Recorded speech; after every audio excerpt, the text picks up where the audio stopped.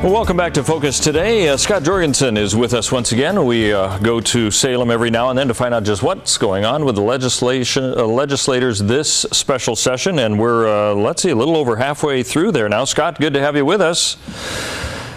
Well, happy to report that we're racing to the exits here. Are you really? You know what? When I saw the agenda of like 400 items that you were going to be looking at in 5 weeks, I thought they're racing for the exits on day number 1. But it looks like you're finally able to get this a little under some sort of control. I have a few questions to ask you, but give us a legislative update. Since we last talked to you, what has happened in the legislature that we need to know about that maybe hasn't even hit the news stories? One thing I wanted to let your viewers and listeners know about was that we had a Senate concurrent resolution a couple of weeks back honoring former Senate President Brady Adams. And I'm sure a lot of the folks in the Grants Pass area are familiar with Brady Adams. He was a pillar of that community for decades. And literally, as they were sitting there sharing memories, talking about him and his bipartisan spirit and all that he did for the institution and the community, a bunch of protesters showed up. And first they were on one side of the gallery chanting, and then they started doing it on the other side, unfurling banners, just very disrespectful and very disruptive. And what was their beef? Anything specific? Well, they're still pushing on the minimum wage issue and on housing affordability, except we'd already passed the minimum wage bill out of the Senate. But they were doing concurrent protests in the House and in front of the governor's office while that was happening. But kind of went against everything that Brady Adams stood for in terms of statesmanship, in terms of decorum and bipartisanship. And I mean, Brady's family was there, and I knew Brady Adams. He was a good man, and he definitely deserved better than that. Yeah. It was a real bad, a black eye for the institution. Oh, that's too bad. The appropriateness and everything sometimes gets completely lost, it seems. Let me ask you this. We've seen some legislation go by where a lot of our Republican legislators have said, you know what, this year we can't do much because the Democrats, they're in charge of everything, so it's mostly what they're going to try to pass. We can slow things down. Has that pretty much been the scenario that's played out most recently? I've been a participant in several legislative sessions now, both as a member of the press and as an operative. And I've been in the majority, the minority, the super minority. And out of all those sessions, this has by far been the most partisan. And that goes back a couple sessions ago when we had a pretty even split, and everybody, even Democrats and Republicans, both said things worked pretty well, but it looks like we've got what we thought might happen with the polarity. Let me ask you about a couple of the things that kind of tie in together. I know that rural Oregon had a very big concern about the minimum wage, that this is going to, how can we possibly bring business to the state if in fact we have the highest minimum wage anywhere, and you're not going to really be causing new companies to want to come with this kind of legislation. And then we have the Portland lodging tax that now has increased even higher. As much as legislators say they want to have business coming to the state, it would seem that these kinds of actions are not really following through with that. Do you think Oregon is getting the reputation of a place not to move to because they'll tax you to the hilt? Well, I mean, when was the last time you could think of that a major employer moved to Oregon to set up shop? I can't think of anything. Yeah, right. My senator mentioned Amy's Kitchen in White City, but that was a long time ago.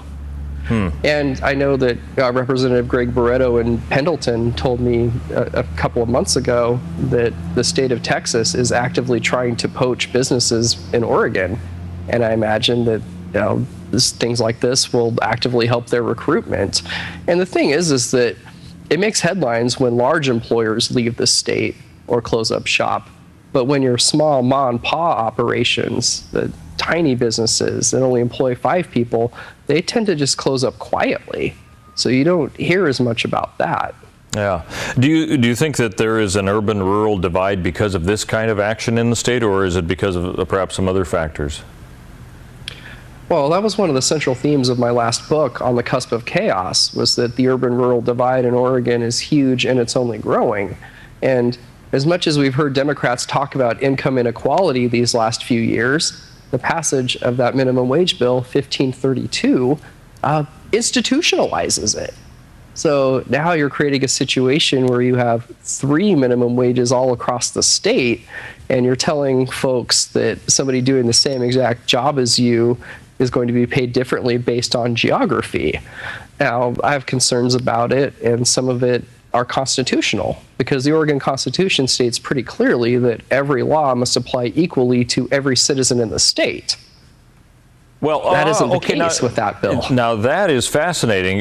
Do you think that that will be used as possibly overturning what has been voted on then? Oh, I'd certainly love to see somebody make that challenge. And as the bill was being debated, when the debate first started in the legislature, the Lynn County Board of Commissioners brought forth a legal opinion that said that it's essentially an unfunded mandate on counties. So I think you have a couple of different legal fronts with which to challenge it. And I hope somebody does. Do you think this is a serious challenge? Do you think somebody will take this and move forward with it? Well, I think we're out of other avenues because there was an emergency clause attached to that bill. It's going to be harder for the citizens to gather signatures in opposition to it. But it's kind of the new politics that we're seeing in Oregon. And that was the theme coming into the session, was that you have all these well-funded Democratic special interest groups that said, hey, look, we'll take and we'll gather signatures and we'll put this on the ballot. So give us what we want or else. Yeah. And then legislators and the Democratic legislators get to say, oh, well, gee, well, here's my compromise solution. It's not nearly as bad as what would happen if this would pass. But I think that I have more faith in the voters of this state than that. And I think that this 3-tiered minimum wage idea would not pass muster at the ballot box. And there was also the clean to coal plan that originally took the form of House Bill 4036. This is a total closed-door deal negotiated between the investor-owned utilities and environmental groups for the sake of fighting off a ballot measure or ballot fight, except the Public Utility Commission, that's charged with looking out for consumers' interests, had grave concerns about it, but were essentially muzzled by the governor's office. Hey, getting back to the 3-tiered system that you mentioned, that the laws have to be equally distributed across the state, and this doesn't, because it does have 3 different kinds of minimum wages. This almost sounds like a microcosm of what we're seeing nationally as well, where there seems to be tenets in the Constitution that say you can't do this, and yet there seems to be action. Either the Department of Justice won't enforce it, or they just kind of ignore it. I mean, it would seem there is a connection on those 2 fronts. Do you think that the Attorney General is not looking at this kind of data to say whether I agree with the 3-tiered system or not? It does go against the law. Would that surprise you if the Attorney General came out and made that kind of a statement? I think our Attorney General is a political figure who was initially appointed to her office by former Governor John Kitzhaber, and that she's ultimately looking out for her own re-election, and that there have been issues, especially regarding that investigation and her office's initial reluctance to do any kind of investigation, that have led many, including myself, to wonder at which point she's going to actually start doing her job. Now, that's interesting. Are there any kind of reactions that Republicans can do if they do see a person in the state not doing their job, as you're saying it, and bring some sort of action against that person? Is there something legislatively they can do? Well, that's a little bit of good news. One of the bills that's coming up on the 3rd floor of the Senate today is House Bill 4067, and that's Representative Newt Bueller's bill that will bolster our whistleblower protection.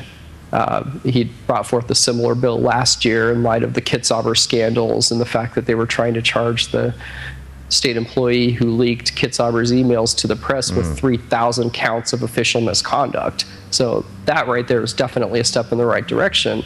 But a lot of the other ethics reform legislation that we've proposed has been scuttled for political reasons. Well, this is an interesting session. We've still got, do we have 2 weeks left? Is that right?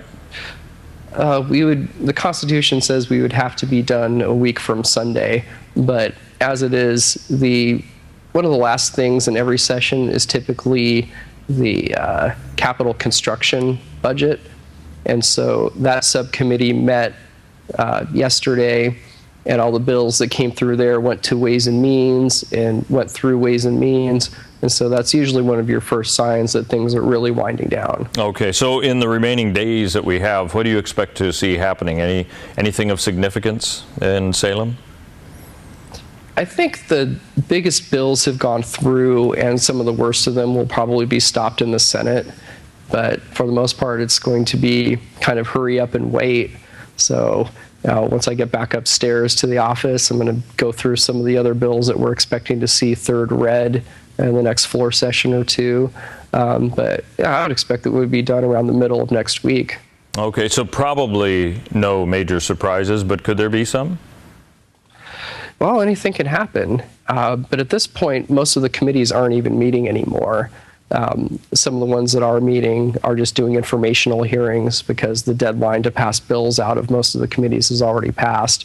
So you've got, I think it's one of the revenue committees is meeting today, but that's just about it. Okay. Well, you know, given then the 4 weeks or so that we've had, how would you describe what you have seen so far? Just kind of looking back to where we are now, how would you describe this session? Well, I get back to what voters were promised when they approved the annual regular sessions, which was technical fixes and budgetary adjustments. And we have done our fair share of technical fixes.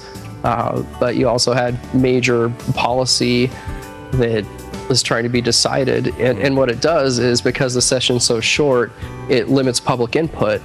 And it especially limits public input from people in rural areas. We've been on 1 hour notice for committees for days now, and I'm pretty sure that nobody from Medford's going to be able to make the trip from Medford to Salem in the space of an hour. Yeah. Scott, thanks for being with us. I appreciate that summary. Maybe we can get another one from you after it's all over, see if anything else has happened that maybe didn't get reported too much. Scott Jorgensen, legislative staffer, an author and former reporter. Thanks for being with us.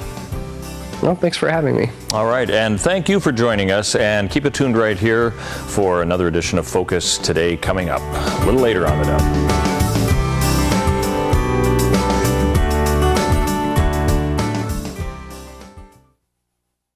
I'm Paulina Leiser, producer of Focus Today.